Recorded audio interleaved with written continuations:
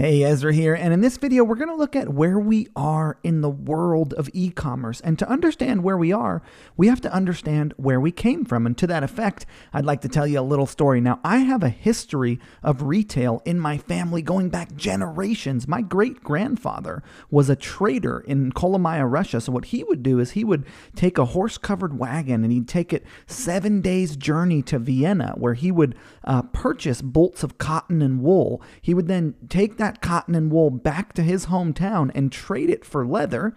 And then he would take that leather back to Vienna and trade that for more cotton and wool. And so he'd kind of do this kind of back and forth trading thing. And he did very well with that business until the time of the World War. And then my grandfather, that was my great-grandfather Abraham, this is my grandfather Isaac, and he came to America after the war, and he was selling women's clothing on the Lower East Side at a time when all the Jewish people were selling shmatas. They were in the clothing business in New York, and he would buy bulk material from one guy, and then he would have it sewed by another guy, and he had an actual shop that he sold out of on Orchard Street in New York City. And then my dad and I, between 20 and 30 years ago, we sold things at the flea market.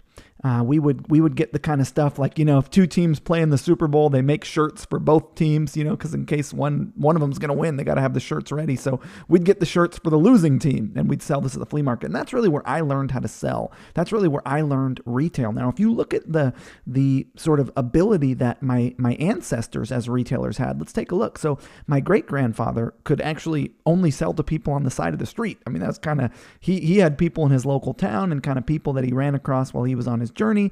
And then you have my grandfather, this is Isaac now, and he actually had the traffic of Orchard Street. So he had like the visibility available to him was the people who came to Orchard Street. And then my dad, Jack, and I had everyone who was at the flea market, right? So people would come to the flea market and that's who we could sell to. Well, today I do the very same thing that my family has done for generations, except for I build my shops online. I'm doing the same thing we did at the flea market, except for I'm building my shops online and I'm not geographically limited. I can sell to anyone in America. In fact, I can sell to anyone in any first world nation. So check this out. When I got started online in 2006, 2007, this graph is showing 2008. I got started around 2006, and 4% of total retail transactions were done online, meaning of all the transactions that happened, only 4% of them were happening online, from the bag of chips you bought down at the grocery store to the thing you ordered on Amazon. Now, up to 2014, that doubled. So it was growing 15% year over year, and the number of transactions that happen online has doubled to 8%. It's still holding strong at around 9% now, meaning of all the transactions that are happening, still only 8.5% are happening online. Now, it's projected that by 2019, it's going to double again. So the market is just getting bigger. It's a great time to be selling things on the internet. And the reason is that the millennial generation, which is my generation, are coming into their prime spending years. And they don't have any kind of hiccups around shopping online. Whereas the baby boomers didn't really want to put credit cards in online because they'd purchase things mostly over the phone.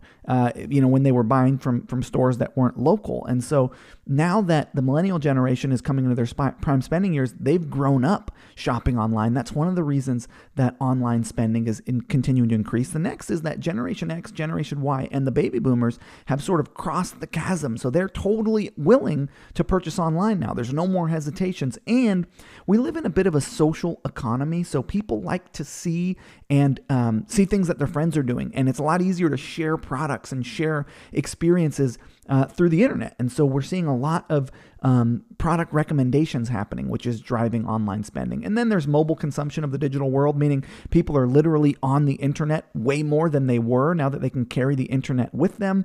And there's incredible comparison shopping online. There's demand for niche products. And we kind of live in this on-demand society where people want stuff now, and you can get things immediately when you purchase them online. So online spending is really good, and it's happening a lot. Now, if you look at it by country, China is still the number one market. I mean, they are crushing it. Then there's the United States, the United Kingdom, Japan, Germany, France, and a few others. And As an e-commerce business owner, you can now sell to anyone in any developed country. So if you're a retailer in the United States, you can retail in the United Kingdom. You can run ads. And there's really no limit to how well you can do with an online business. If you look at China, for example, only 2% of their population shops online.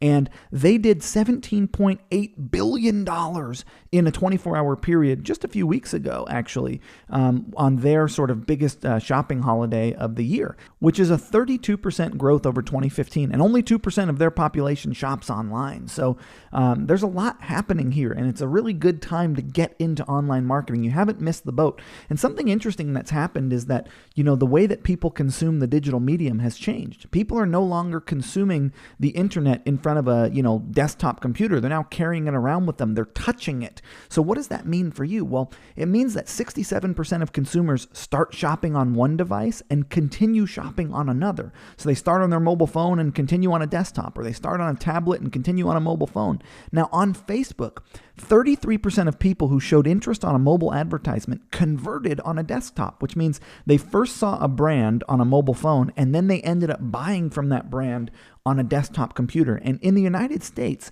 60% of adults have two devices, meaning they have a mobile phone and an iPad, or they have a desktop and an iPad, and a quarter of those people have 3 devices, meaning they probably have a mobile phone, an iPad, and a laptop or desktop. Now, people are moving to bigger devices to make purchases. So they're starting their purchase decision on a mobile device. And this is going to make sense. I'm going to tell you where we're going with this, but I want you to understand some of this stuff first. So they're starting on mobile phones and making purchases on bigger devices. 50% of people are multi-screening while they watch television, meaning they're watching TV and on their phone at the same time.